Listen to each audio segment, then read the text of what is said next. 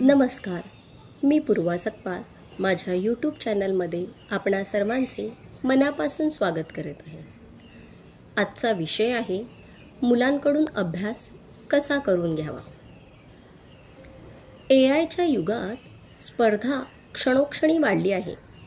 या स्पर्धेच्या युगात माझे मुलंही यशस्वी आणि प्रगत झाले पाहिजे असे प्रत्येक आईवडिलांना वाटते. TV, मोबाईलमुळे मुलांचा स्क्रीन टाईम वाढला आहेच आणि अशा परिस्थितीत मुलांकडून अभ्यास करून घेणे हे आजच्या पालकांपुढे सर्वात मोठे चॅलेंज आहे. आपल्या मुलांना या समस्येतून बाहेर काढण्यासाठी एक उपाय मी सांगणार आहे. ही उपाययोजना केल्यानंतर 21 दिवसातच तुमच्या मुलात निश्चित बदल झालेला तुम्हाला आढळेल. अभ्यास न करण्याच्या समस्येवरील सोल्युशन काय आहे यासाठी हा व्हिडिओ शेवटपर्यंत नक्की पहा.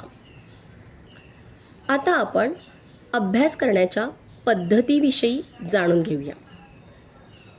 प्रत्येक घरी अभ्यासाच्या 2 पद्धती आढळतात.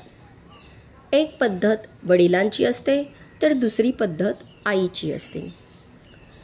पहिल्या पद्धतीत मुलांना अभ्यास कर असे सांगितले जाते, पण सांगितल्यानंतर लगेचच ऐकतील अशी आज्ञाधारक मुले विरळच असतात. मुलांना अभ्यास कर असे सांगून झाल्यानंतर 5-10 मिनटं झाली तरीही मूल अभ्यासाला बसत नाही.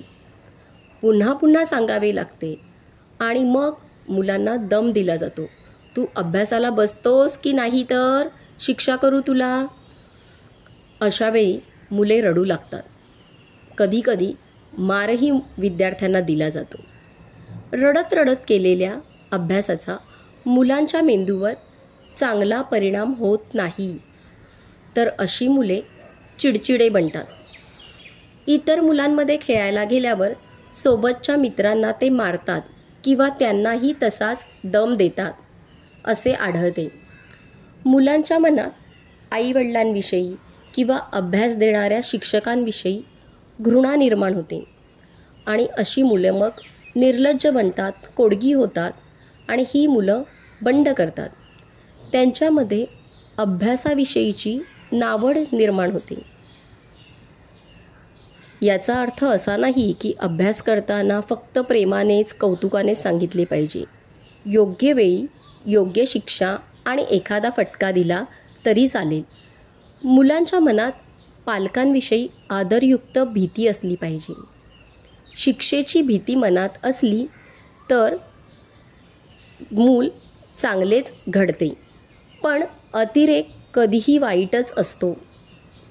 मिठामुळे पदार्थाला चव येते म्हणून त्याचा जास्त वापर केल्यास पदार्थ खारटही होतो याचे भान पालकांनी बाळगावे.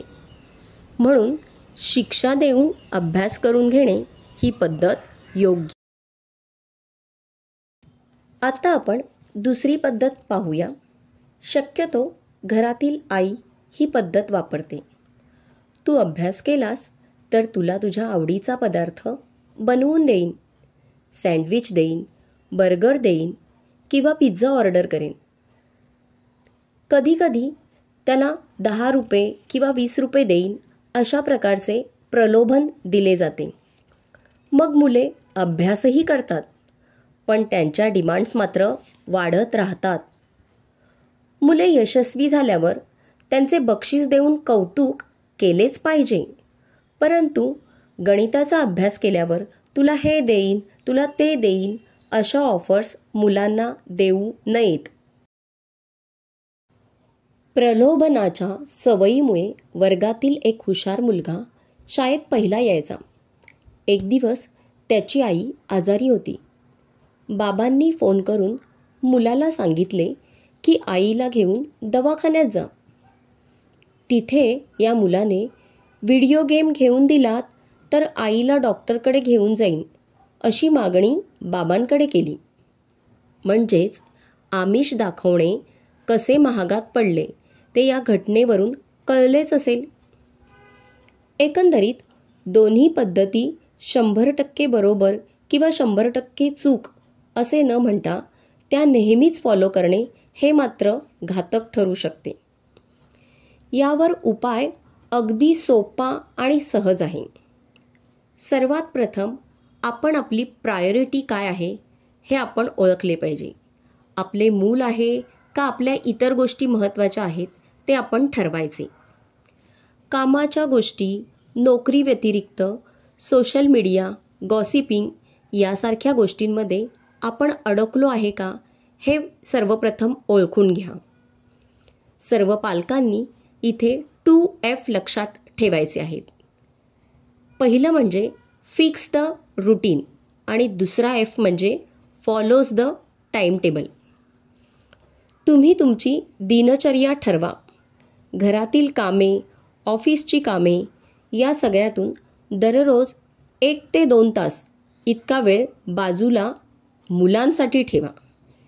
या 2 तासात मोबाईल, लॅपटॉप असे जे काही गॅजेट्स असतील तुमच्याजवळ ते एका दुसऱ्या रूममध्ये ठेवा.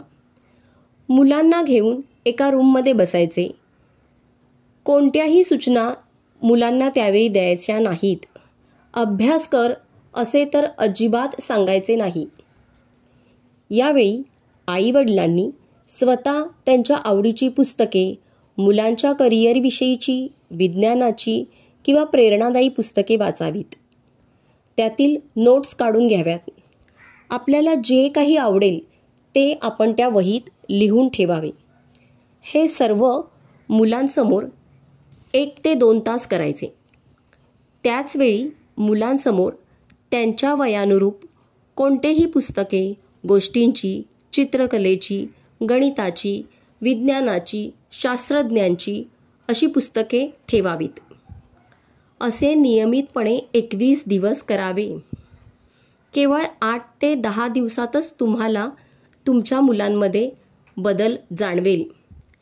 त्या ठरलेल्या वेळेत मूल स्वतःहून त्या रूममध्ये जाण्याची सुरुवात करेल किंवा त्या ठरलेल्या ठिकाणी, ठराविक ठिकाणी बसून पुस्तक वाचेल किंवा त्याच्या आवडीची कृती करायला सुरुवात करेल.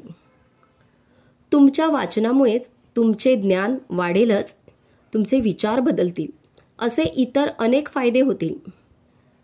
Bye one and get one फ्रीच्या युगामध्ये या पद्धतीने आपले मूल तर अभ्यास करायला लागेलच, पण तुमचे स्वतःचे आयुष्यही बदलेल. तुम्ही मुलांना योग्य पद्धतीने गाईड करू लागाल. ही दिनचर्या फॉलो करताना मुले स्वतःहून अभ्यास करायला बसतात. त्यावेळी पण आपली कृती तीच असली पाहिजे. आपण वाचत किंवा काहीतरी शिकत आहोत हे मुलांना दिसले पाहिजे. एकुलत्या एक मुलांच्या बाबतीत ही गोष्ट अवलंबणे फारच महत्त्वाचे ठरते. घरातील मोठी भावंडे अभ्यासाला बसलेली बघून लहान मुले स्वतःहून अभ्यासाला बसते. इतर बऱ्याच गोष्टी ते मोठ्या भावंडांकडून सहज शिकते.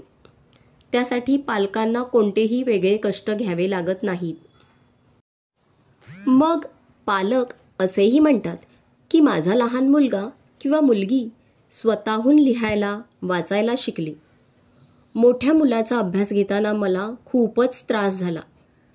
आता इथे पालकांनी हे समजून घ्यायचे आहे की मोठ्या मुलाच्या कृतीचे निरीक्षण करूनच लहान मूल अभ्यासाला स्वतःहून बसते, लिहायला शिकते, वाचायला शिकते. घरात एकच मूल असलेल्या पालकांची भूमिका फार महत्त्वाची ठरते.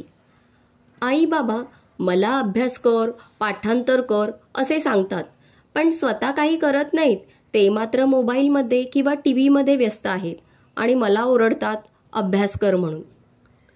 सुज्ञ पालकांना टोपीवाला आणि माकडे ही गोष्ट माहिती आहेच. मानवी स्वभावानुसार अनुकरण करणे ही लहान मुलांची सुलभ कृती असते. त्यामुळेच आपल्याला वाचताना पाहून मुले स्वतः अभ्यास करू लागतील, वाचू लागतील. आणि सर्वात महत्त्वाचं म्हणजे की ही कृती फक्त 21 दिवसच करायची असे नाही. 21 दिवसानंतरही तुम्ही ही कृती थांबवली तर मुले पण ही कृती थांबवणार. 1 ते 2 तास वाचनासाठी बसण्याचे शेड्यूल दररोज ठेवायचे. मुलांना अभ्यासाला बसून आपण मोबाईल स्क्रोल करायला घेतला तर मुले नक्कीच डिस्ट्रॅक्ट होणार आणि ते पण मोबाईल बघायला मागतील. त्यामुळे मुलांना स्वतःहून अभ्यास करण्याची चांगली सवय लागेल, यासाठी ही सवय दीर्घकालीन ठेवावी आणि तरच आपली मुले त्यांच्या करिअरमध्ये यशस्वी होतील. हा प्रयोग तुम्ही करून पहा. 10 दिवसानंतर या प्रयोगाचा परिणाम काय झाला ते तुम्ही कमेंटमध्ये टाईप करून मला कळवा. यातून मलाही प्रेरणा मिळेल. अभ्यास करून घेण्याच्या पद्धतीमध्ये मी तुम्हाला नवीन उपाय सुचवू शकेन. माझा व्हिडिओ आवडल्यास लाईक करा, तुमच्या मित्रमैत्रिणींना शेअर करा.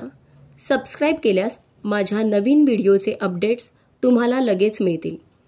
तोपर्यंत अशीच महत्त्वपूर्ण माहिती ऐका आणि मुलांना यशस्वी बनवा.